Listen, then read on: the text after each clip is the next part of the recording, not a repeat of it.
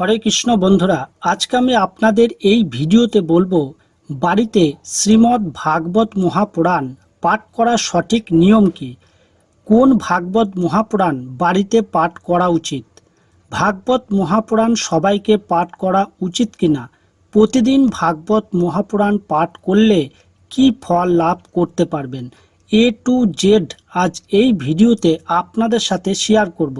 তাই ভিডিওটি একটু বড় হতে পারে, একটু ধৈর্য ধরে দেখবেন, যেন কেটে কেটে দেখবেন না, তাহলে সঠিকভাবে জানতে পারবেন না। আর আপনি যদি আমাদের চ্যানেলটি এখনও সাবস্ক্রাইব না করে থাকেন তাহলে এক্ষুনি সাবস্ক্রাইব করুন ও ভিডিওটি দেখার পর আপনি যদি উপকৃত হন তাহলে একটি লাইক অবশ্যই করবেন। তো চলুন আজকের ভিডিওটি শুরু করি। প্রথমে আমরা জানব কোন ভাগবত মহাপুরাণ বাড়িতে এনে পাঠ করা উচিত। আপনারা শ্রীমদ্ ভাগবত মহাপুরাণ কিনবেন গীতা প্রেস, গোরক্ষপুর থেকে, বাংলা ভাষায় পেয়ে যাবেন। এটি দুটি ভাগে পাবেন। একটি ভাগে প্রথম স্কন্ধ থেকে অষ্টম স্কন্ধ পর্যন্ত থাকবে এবং আরেকটি ভাগে নবম স্কন্ধ থেকে দ্বাদশ স্কন্ধ পর্যন্ত থাকবে। এবার জানুন ভাগবত মহাপুরাণ পাঠ কারা করতে পারবেন। ভাগবত মহাপুরাণ পাঠ ছেলে ও মেয়ে সবাই পাঠ করতে পারবেন এবং আপনি যে কোনো জাতিরই হন না কেন, কিন্তু পাঠ করার আগে আপনাকে অবশ্যই কৃষ্ণ মন্ত্রে দীক্ষা গ্রহণ করতে হবে। শুধু দীক্ষা নিলেই হবে না, আপনাকে প্রতিদিন নিরামিষ খাবার খেতে হবে, তবেই আপনি ভাগবত মহাপুরাণ পাঠ করার যোগ্যতা অর্জন করতে পারবেন। এখানে একটি কথা, মেয়েদের ক্ষেত্রে যখন মাসিক ধর্ম হবে তখন 4 দিন ভাগবত মহাপুরাণ পাঠ করতে পারবেন না। এছাড়া যে কোনো সময়ে ভাগবত পাঠ করতে পারবেন। ভাগবত মহাপুরাণ পাঠ করলে কি ফল লাভ করতে পারবেন। ভাগবত মহাপুরাণ প্রতিদিন শ্রদ্ধা সহকারে শ্রবণ বা পাঠ করা উচিত। আপনি যদি প্রতিদিন ভাগবত মহাপুরাণ পাঠ করেন তাহলে প্রতিটি অক্ষরের উচ্চারণের সাথে সাথে কপিলা গোদানের পুণ্য অর্জন করতে পারবেন। আপনি যদি প্রতিদিন অর্ধেক বা 1/4 ভাগবত শ্লোক পাঠ বা শ্রবণ করেন তাহলে 1000 গোদানের ফল লাভ করতে পারবেন। আপনি যদি প্রতিদিন ভাগবতের একটি শ্লোক পাঠ করেন তাহলে আপনার অষ্টাদশ পুরাণ পাঠের ফল লাভ করবেন। আর এই ভাগবত শাস্ত্রের প্রতিদিন যদি পুজো করেন তাহলে আপনি কলির প্রভাব থেকে সব সময় মুক্ত থাকবেন এবং আপনার উপর কলির কোনো অধিকার থাকবে না। আর আপনি যতদিন আপনার বাড়িতে এই ভাগবত মহাপুরাণ রাখবেন ততদিন পর্যন্ত আপনার পিতৃপুরুষগণ দুধ, ঘি, মধু ও সাধু পানীয় পান করবেন। আর এই ভাগবত মহাপুরাণ আপনি যদি কোনো বিষ্ণু ভক্তকে দান করেন তাহলে আপনি সহস্র কোটি কল্প পর্যন্ত বৈকুণ্ঠ ধামে নিবাস করতে পারবেন। এবং যার বাড়িতে ভাগবত মহাপুরাণ না থাকে সে কখনো বৈষ্ণব নয়, সে চণ্ডালের থেকেও অধম। এবং যার বাড়িতে ভাগবত থাকে সেই বাড়িতে সব সময় ভগবান শ্রীকৃষ্ণ থাকেন। এবার জেনে নিন ভাগবত মহাপুরাণ কি ও এতে কি আছে। ভাগবত মহাপুরাণ হলো সাক্ষাৎ ভগবান শ্রীকৃষ্ণ। ভাগবত আর ভগবান কৃষ্ণের মধ্যে কোনো পার্থক্য নেই। ভাগবত মহাপুরাণে আছে বিষ্ণুর পূর্ণ অবতার তথা স্বয়ং ভগবান কৃষ্ণের প্রতি গভীর ব্যক্তিগত ভক্তি এই পুরাণের প্রধান আলোচ্য বিষয়।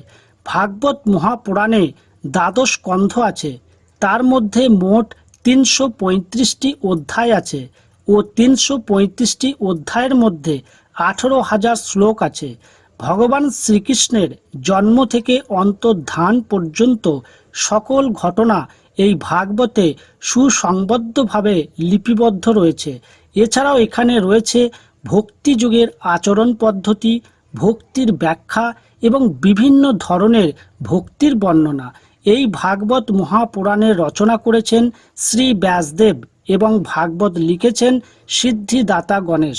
ভাগবত পুরাণের সকল কাহিনী ব্যাসদেবের পুত্র শুকদেব গোস্বামী 5000 বছর পূর্বে পরীক্ষিতের নিকট ভাগবত পাঠ করে শুনিয়েছিলেন।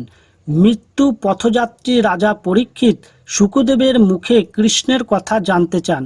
তার নানা প্রশ্নের উত্তরে 7 দিনে শুকদেব তার কাছে ভাগবত পুরাণের কাহিনী বলেছিলেন। সেই থেকে আজ অবধি ভক্তদের দ্বারা ভাগবত পাঠ ও কীর্তন করা হয়। এবার জেনে নিন শ্রীমদ্ ভাগবত মহাপুরাণ পাঠ করার সঠিক নিয়ম। বাড়িতে ভাগবত মহাপুরাণ কিনে আনার পর সেটিকে একটি সিংহাসন বা কাঠের ছোট জলচৌকির উপর সিল্কের সুন্দর কাপড় দিয়ে ঢাকা দিয়ে ঠাকুরের পাশেই রাখবেন এবং যখন আপনি প্রতিদিন ঠাকুরের পুজো করবেন তখন ভাগবতেরও পুজো করবেন ফুল, ধূপ, প্রদীপ দেখিয়ে। আর যখন আপনি ভাগবত মহাপুরাণ পাঠ করবেন তখন কাঠের চৌকি বা কাঠের তৈরি স্ট্যান্ডের উপর রেখে পাঠ করবেন। মাটিতে রেখে ভাগবত পাঠ করবেন না। মনে রাখবেন, বিছানায় বা পড়ার টেবিলে কখনো ভাগবত পাঠ করবেন না। সব সময় শুদ্ধ আসন পেতে তার উপর বসে ভাগবত পাঠ করবেন এবং স্নান না করে নোংরা হাতে বা মাসিকের সময় ভাগবত মহাপুরাণ কখনো স্পর্শ করবেন না। এর ফলে আপনি পাপের ভাগীদার হয়ে যাবেন।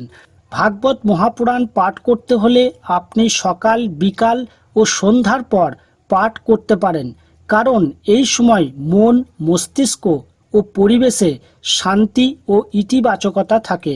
ভাগবত মহাপুরাণ পাঠ করবেন সর্বদা স্নানের পরে এবং শান্ত চিত্তে করা উচিত। এখানে আরেকটি কথা হচ্ছে, আপনি যতবার শৌচালয়ে যাবেন ততবার আপনাকে স্নান করে তবেই ভাগবত মহাপুরাণ পাঠ করবেন। ভাগবত মহাপুরাণ পাঠ করার আগে একটি শুদ্ধ আসন পেতে নিন ও একটু গঙ্গা জল ছিটিয়ে দিন। তারপর আসনটি ধরে বলুন ওং কূর্ম দেবতায় নমঃ। তারপর আসনে বসুন। এরপর আচমন করুন। কিভাবে করবেন জেনে নিন। আপনার ডান হাতের তালুটি গরুর কানের মতো করে একটি মাসকলায় ডুবতে পারে এই পরিমাণ গঙ্গা জল নিয়ে ওং বিষ্ণু মন্ত্রে 3 বার জল নিয়ে পান করুন। এরপর হাত জোর করে এই মন্ত্রটি পাঠ করতে হবে। ওং তৎ বিষ্ণু পরম পদাং সদা পশ্যন্তি সুরয় দিবিব চক্ষুরাতম। ওং অপবিত্র পবিত্র বা সর্ববস্তানাং গত হপিবা যৎ স্মরেত পুণ্ডরিকাক্ষং স্ববাহ অভ্যন্তর সূচি। দেহ ও মন শুদ্ধ না হলে ভাগবত পাঠ করার ভক্তি জন্মায় না। তাই ভাগবত পাঠের প্রথমেই দেহ ও মন শুদ্ধ করতে হয়। তাই এইভাবে আচমন করে ভাগবত মহাপুরাণ পাঠ আরম্ভ করতে হবে। এবার আপনার গুরুদেবকে এই মন্ত্রটি বলে প্রণাম করবেন। ওং অখণ্ড মঙ্গলাকারং ব্যাপ্তম জ্ঞান চরাচরম তৎপদং দর্শিতং জ্ঞান তস্मै শ্রী গুরুবে নমঃ। গুরু ব্রহ্মা গুরু বিষ্ণু গুরুদেব মহেশ্বর গুরুরেব পরম ব্রহ্ম তস্मै শ্রী গুরুবে নমঃ। তারপর দুহাত জোর করে বলুন নারায়ণং নমস্কৃত্যং নরং চৈব নরোত্তম দেবী সরস্বতী ব্যাসং তত জয়মুদি রয়েত। তারপর আপনি ভগবান শ্রীকৃষ্ণকে এই মন্ত্রটি বলে প্রণাম করুন। হে কৃষ্ণ করুণা সিন্ধু দীনবন্ধু জগৎপতে গোপেশ্ব গোপিকা কান্ত রাধা কান্ত নমস্তুতে। তারপর শ্রীমতী রাধারানীকে প্রণাম করুন এই মন্ত্রটি বলে। তপ্ত কাঞ্চন গৌরাঙ্গী রাধে বৃন্দাবনেশ্বরী বৃষভানু সুতে দেবী তাং প্রণমামি হরিপ্রিয়ে। তারপর সকল বৈষ্ণববিন্দুকে এই মন্ত্রটি বলে প্রণাম করুন। বাঞ্ছা কল্পতরুভ্যশ্চ কৃপা সিন্ধুভ্য এব চ পতিতানাং পাবনেভ্য বৈষ্ণবেভ্যো নমো নমঃ। এরপর পঞ্চতত্ত্বকে প্রণাম করুন এই মন্ত্রটি বলে। শ্রীকৃষ্ণ চৈতন্য প্রভু নিত্যানন্দ শ্রী অদ্বৈত গদাধর শিবাসাদি গৌর ভক্তবৃন্দ।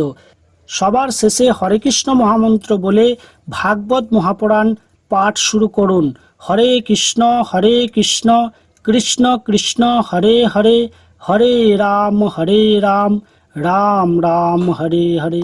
সবার প্রথমে ভাগবতের মাহাত্ম্য পাঠ করবেন, তারপর থেকে এক এক স্কন্দের শ্লোক পাঠ করবেন। শ্লোক পাঠ না করতে পারলে আপনি বাংলা অর্থটাই পাঠ করবেন, তাতেই হবে।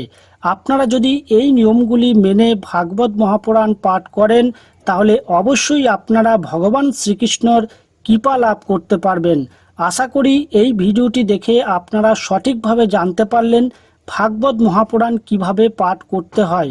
ভিডিওটি ভালো লাগলে অবশ্যই লাইক ও সবার সাথে শেয়ার করবেন ও ভক্তি জাগরণ টিভি চ্যানেলটি সাবস্ক্রাইব করে আমাদের সঙ্গেই থাকবেন। ভালো থাকবেন। ধন্যবাদ। ভগবান আপনাদের মঙ্গল করুন।